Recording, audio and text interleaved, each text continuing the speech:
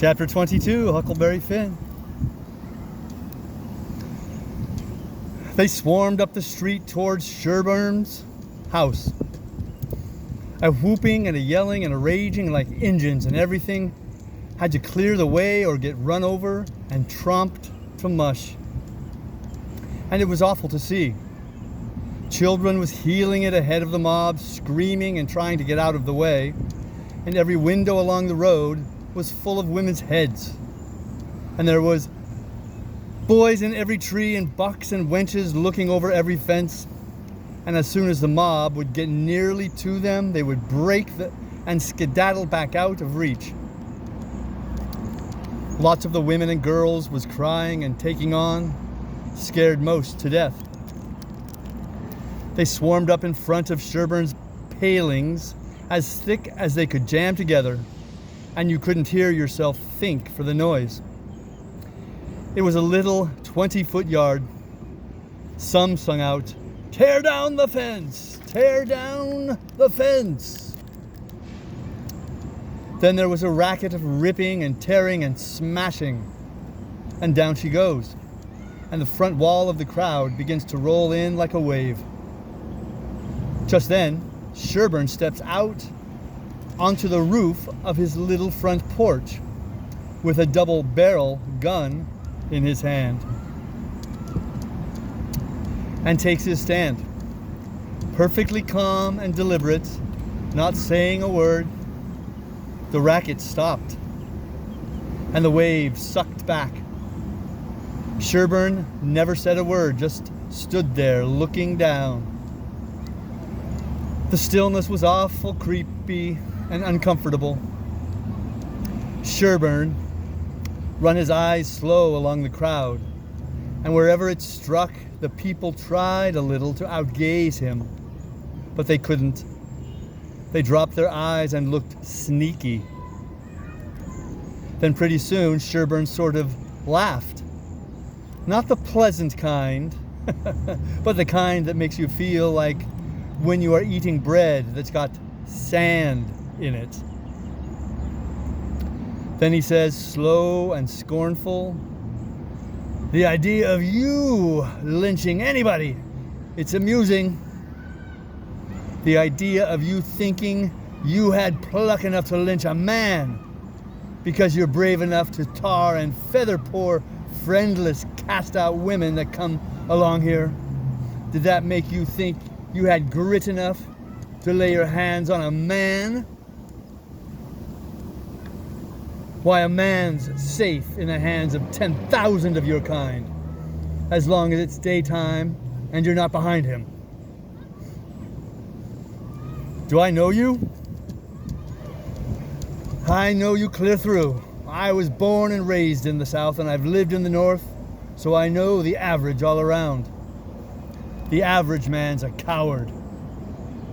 In the North, he lets anybody walk over him that wants to, and goes home and prays for a humble spirit to bear it. In the South, one man, all by himself, has stopped a stage full of men in the daytime and robbed the lot. Your newspapers call you a brave people so much that you think you are braver than any other people, whereas you're just as brave and no braver. Why don't your juries hang murderers? Because they're afraid the man's friends will shoot them in the back, in the dark, and it's just what they would do. So they always acquit. And then a man goes in the night with 100 masked cowards at his back and lynches the rascal. Your mistake is that you didn't bring a man with you. That's one mistake. And the other is that you didn't come in the dark and fetch your masks. You brought part of a man, Buck Harkness, there. And if you hadn't had him to start you, you'd have taken it out in blowing. You didn't want to come. The average man don't like trouble and danger. You don't like trouble and danger. But if only half a man like Buck Harkness there shouts, "Lynch him! Lynch him!" You're afraid to back down. Afraid you'll be found out to be what you are. Cowards. And so you raise a yell and hang yourselves onto that half a man's coattail and come raging up here, swearing what big things you're going to do. The pitifulest thing out is a mob. That's what an army is, a mob. They don't fight with courage, that's born in them, but with courage that's borrowed from their mass and from their officers. But a mob without any man at the head of it is beneath pitifulness. Now the thing for you to do is to droop your tails and go home and crawl in a hole. If any real lynching is going to be done, it will be done in the dark, Southern fashion. And when they come, they'll bring their masks and fetch a man along. Now, leave and take your half a man with you, tossing his gun up across his left arm and cocking it when he says this. The crowd washed back sudden and then broke all apart and went tearing off every which way. And Buck Harkness, he heeled it after them, looking tolerable cheap. I could have stayed if I'd have wanted to, but I didn't want to. I went to the circus and loafed around the backside till the watchman went by, and then dived in under the tent. I had my $20 gold piece and some other money, but I reckoned I better save it, because there ain't no telling how soon you are going to need it, away from home and amongst strangers that way. You can't be too careful. I ain't opposed to spending money on circuses when there ain't no other way, but there ain't no use in wasting it on them. It was really a bully circus. It was a real bully circus. It was the splendidest sight that ever was when they all come riding in, two and two, a gentleman and a lady side by side, the men just in their drawers and undershirts, and no shoes nor stirrups, and resting their hands on their thighs, easy and comfortable. There must have been 20 of them, and of every lady with a lovely complexion and perfectly beautiful and looking just like a gang of real, sure enough queens, and dressed in clothes that cost millions of dollars and just littered with diamonds. It was a powerful, fine sight. I never see anything so lovely. And then one by one they got up and stood and went a-waving and weaving around the ring, so gentle and wavy and graceful, the men looking ever so tall and airy and straight, with their heads bobbing and skimming along, away up there under the tent roof.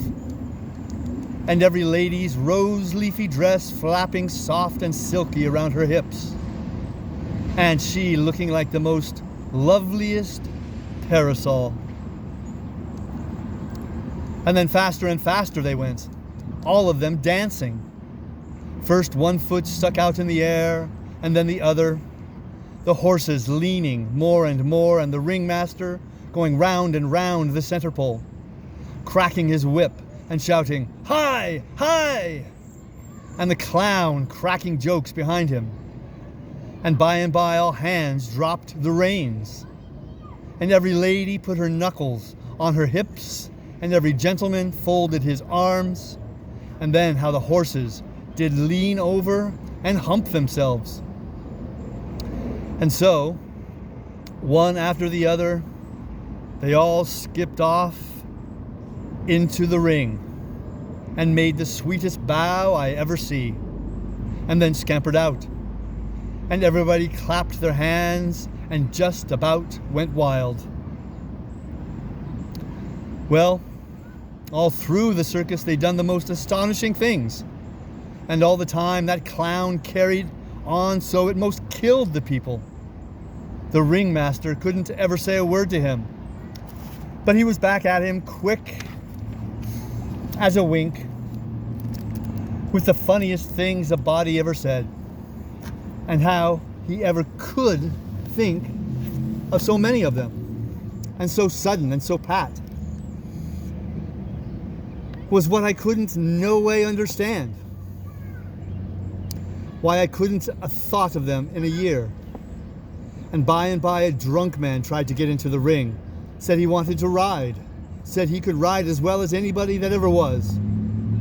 They argued and tried to keep him out, but he wouldn't listen.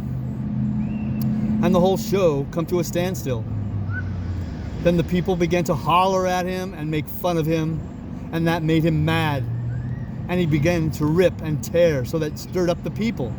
And a lot of men began to pile down off the benches and swarmed towards the ring, saying, "Knock him down! Throw him out!" And one or two women began to scream. So then the ringmaster, he made a little speech, and he said he hoped there wouldn't be no disturbance. And if the man would promise he wouldn't make no more trouble, he would let him ride, if he thought he could stay on the horse. So everybody laughed and said, all right, and the man got on. The minute he was on, the horse began to rip and tear and jump and cavort around, with two circus men hanging onto his bridle, trying to hold him, and the drunk man hanging onto his neck, and his heels flying in the air every jump, and the whole crowd of people standing up shouting and laughing till the tears rolled down. And at last, sure enough, all the circus men could do, the horse broke loose, and away he went like the very nation, round and round the ring, with the sot laying down on him and hanging to his neck, with first one leg hanging most to the ground on one side, and then to other one on to other side. And the people just went crazy. It weren't funny to me, though. I was all of a tremble to see his danger. But pretty soon he struggled up a straddle and grabbed the bridle, a-reeling this way and that. And the next minute he sprung up and dropped the bridle and stood. And the horse a-going like a house afire too. He just stood up there, a-sailing around, as easy and comfortable as if he weren't ever drunk in his life. And then he began to pull off his clothes and sling them. He shed them so thick they kind of clogged up the air. And altogether he shed 17 suits.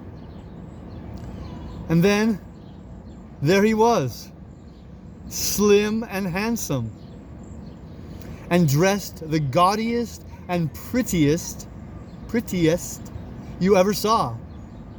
And he lit into the horse with his whip and made him fairly hum. And finally skipped off and made his bow and danced off to the dressing room. And everybody just a-howling with pleasure and astonishment. Then the ringmaster, he see how he had been fooled. And he was the sickest ringmaster you ever see, I reckon. Why, it was one of his own men.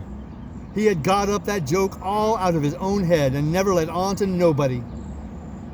Well, I felt sheepish enough to be took in so, but I wouldn't been in that ringmaster's place, not for $1,000. I don't know, there may be bullier circuses than what that one was, but I never struck them yet. Anyways, it was plenty good enough for me. And whenever I run across it, it can have all of my custom every time.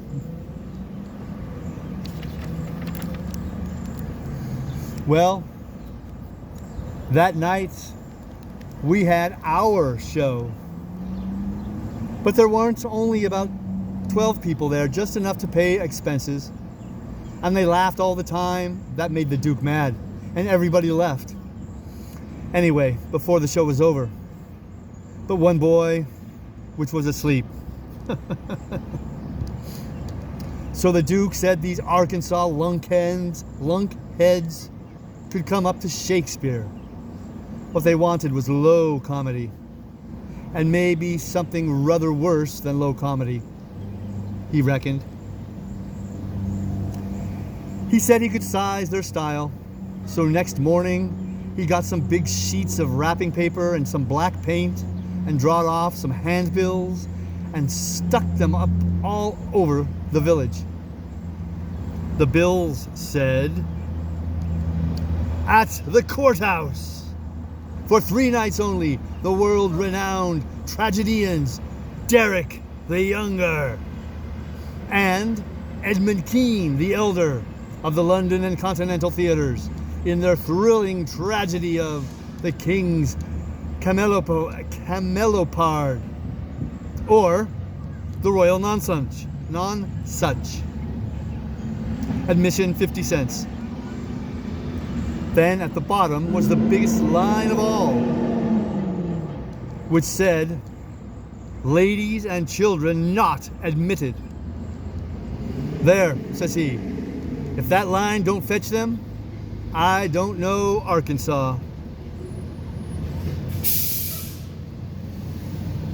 Just in time, here comes a garbage truck.